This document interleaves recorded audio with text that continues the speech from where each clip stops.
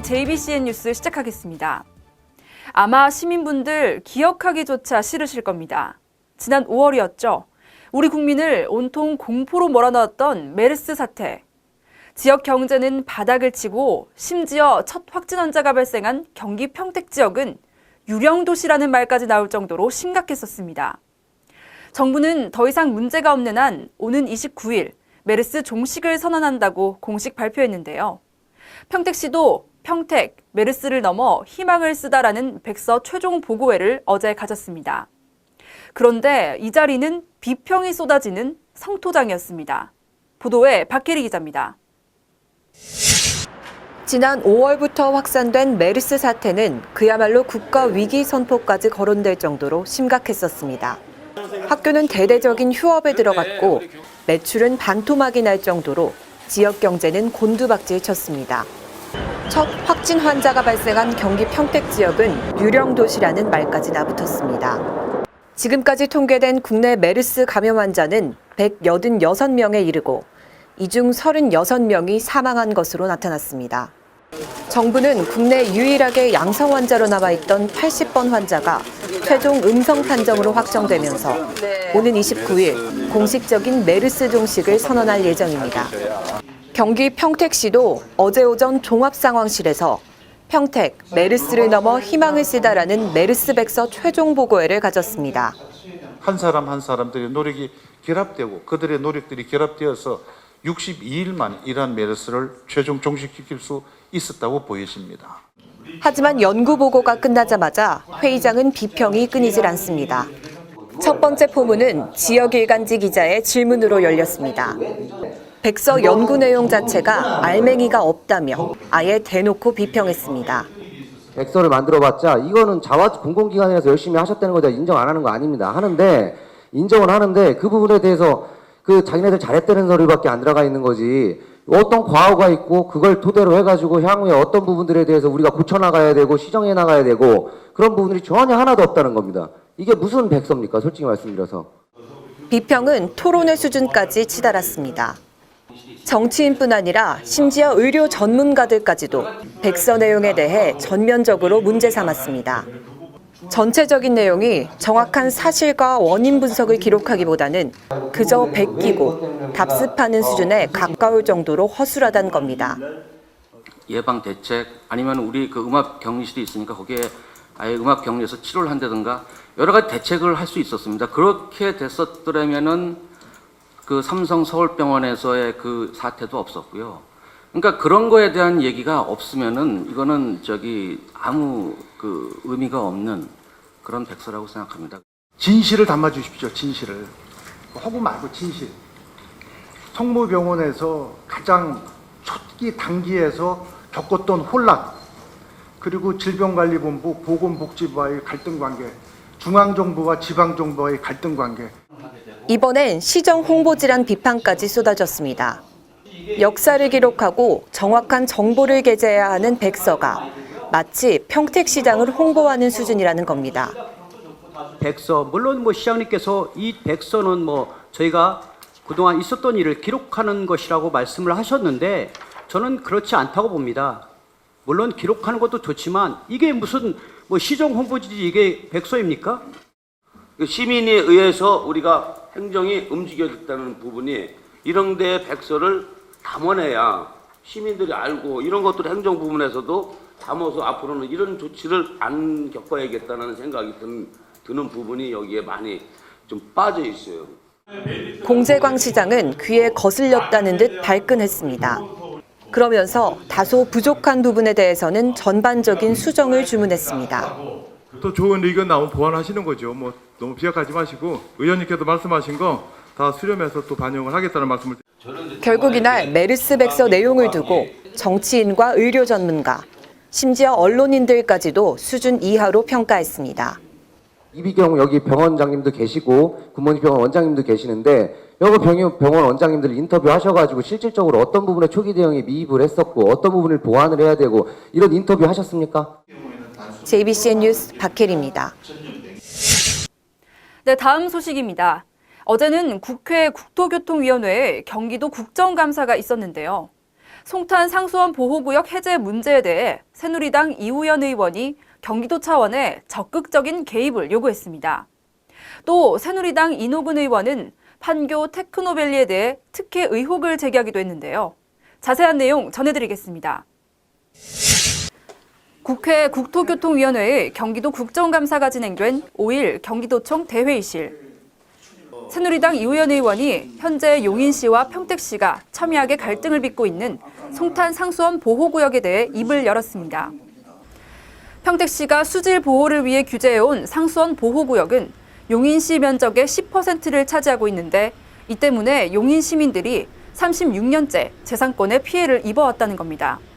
용인시 같은 경우는 송탄 상수원 보호구역이 36년째 평택시가 지금 규제를 하고 있어요. 지사님 과감하게 뭐 용역비도 세웠는데 평택시가 예산을 불어했는데 안 되면 다른 조치라도 해서 과감하게 하셔야 되잖아요. 그래서 빨리 용역 주시고 또 평택시도 36년 동안 용인시하고 안성시에 많은 피해 줬으면 그 옆에 팽성 상수원 보호구역은 해제를 했잖아요.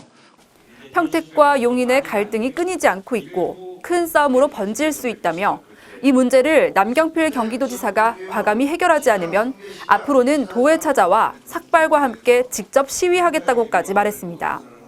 지금 프랜카드가 한 500장 걸렸어요. 지금 매일 1일 시위하고 있어요. 지사님 거기 한번 나가봤습니까? 가보진 않았습니다. 한번 나가보세요. 나가보시고 도에서 해결할 거면 도에서 과감하게 해결해 주세요. 더 화나게 하지 말고요. 이러다가 큰 싸움 나고 이거 해결 안 해주면 이제부터는 도로 올 겁니다. 경기도로. 이 앞에 와서 저부터 삭발단식하고 여기서부터 저는 할 거예요. 하지만 남 지사는 송탄 상수원 보호구역 해제 과정에서 평택시장의 동의가 없으면 추진에 어려움이 있다고 답했습니다. 다만 이제 그 과정에서 평택시장의 이 동의 이것이 없으면 사실은 더 진행이 될 수가 없는 그런 상황이 있습니다. 그래서 지금 말씀 주신 대로 평택에서도 아마 용역비를 이번 10월 달 안에는 아마 같이 통과를 시키든지 하는 방법으로.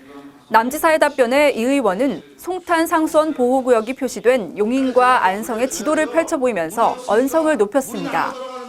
그러면서 보호구역 해제는 도지사의 권한이라며 평택시장을 핑계 삼지 말고 적극적으로 나서서 보호구역을 해제할 것을 촉구했습니다. 36년 동안 공짜물 먹었으면 이제 용인 시민한테 재산권 돌려줘야죠. 물이 없습니까? 물이 남아 돌아가는데 어느 시민은 어느 국민은 2개 물 받고 말해요. 그게 말이 됩니까 그게? 보세요 이거 다 용인시 안성시 땅 규제해가지고 이렇게 묶어 있는 거예요. 당장 평택시장 불러다가 과감한 제안을 제시하고 용인시가 주장한 게 나쁘지도 않죠. 물 쓰라 이거예요. 100만 평 갖다 공업용수로 쓰라 이거예요. 예? 그리고 광역 상수도 물 먹으라 이거예요. 자기들이 약속했잖아요. 광역 상수도 들어오면 해제해 준다고. 그리고 지금 와가지고 딴소리 하면 안 되잖아요. 이거 지사님 권한이에요. 지사님이 지금 지정하면 되는 거예요. 해제 지정하면 되는 거예요. 왜 평택시장한테 미루고 그래요? 그런 거 하지 마세요. 이어진 새누리당 이노근 의원의 발언 시간. 이 의원은 판교 테크노밸리에 특혜 의혹을 제기했습니다. 지난해 판교 테크노밸리 일반 연구용지에 입주한 일부 업체가 건물 임대 장사를 통해 400억 원대의 부당 이익을 챙겼는데 경기도가 이에 대해 우유부단하게 대응하고 있다는 겁니다. 제가 보기에는 이거를 왜 지금 우유부단하게 하고 있는지를 모르겠어요. 제가 2년 전부터 이 문제를 연달아 제출했거든요. 네. 결국 이제 이 특혜가 엄청나다는 것이 밝혀졌습니다.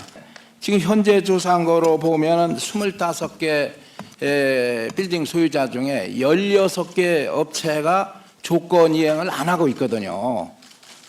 그런데 작년이 400억대가 이익이 갔고 금년이 작년인가 700억대가 이렇게 막대하게 특혜 이익이 갔습니다.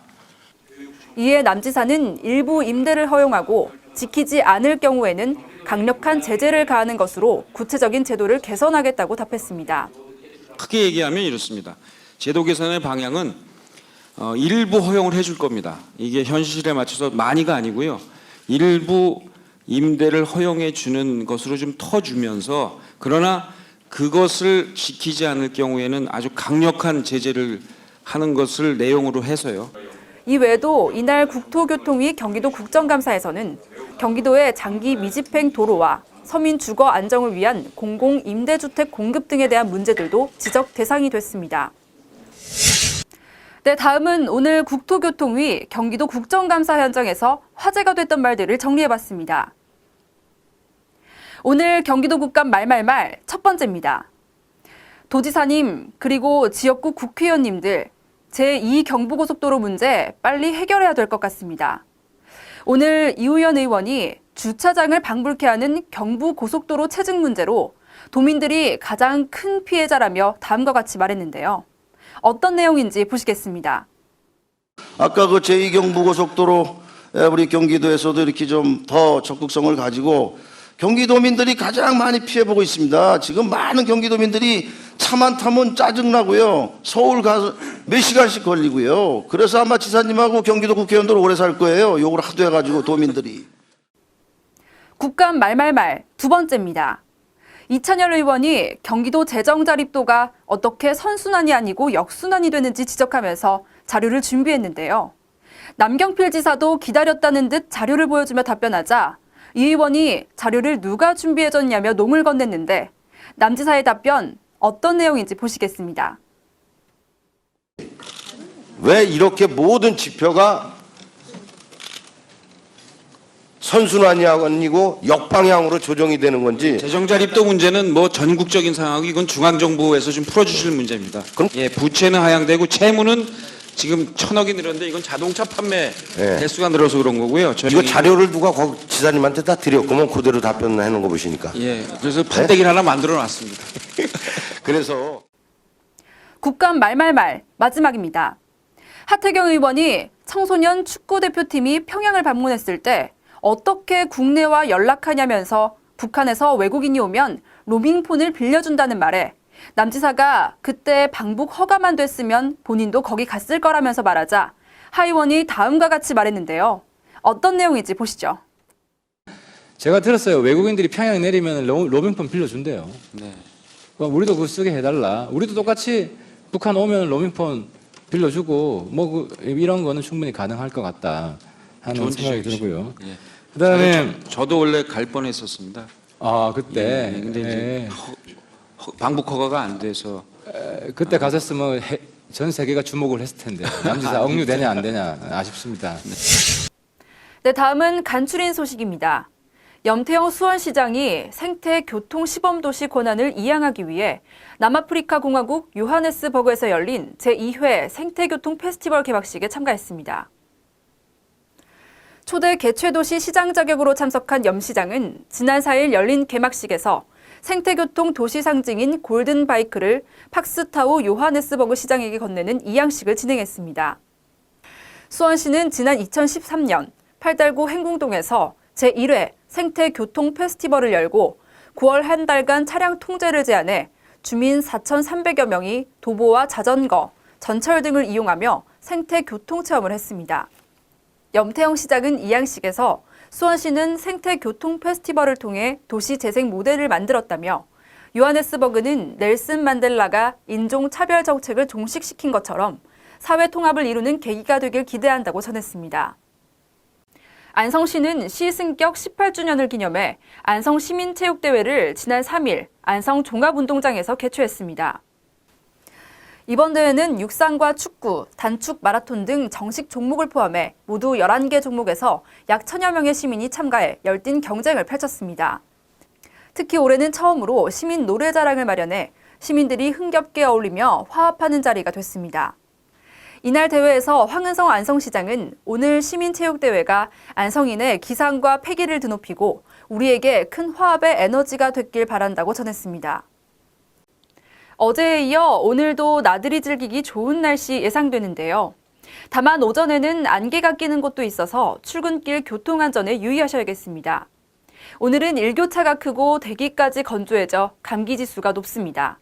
옷차림 계속 신경 쓰시고 평소에 물도 자주 섭취하시길 바랍니다. 지금까지 진행의 김윤희였습니다. 시청해주신 여러분 고맙습니다.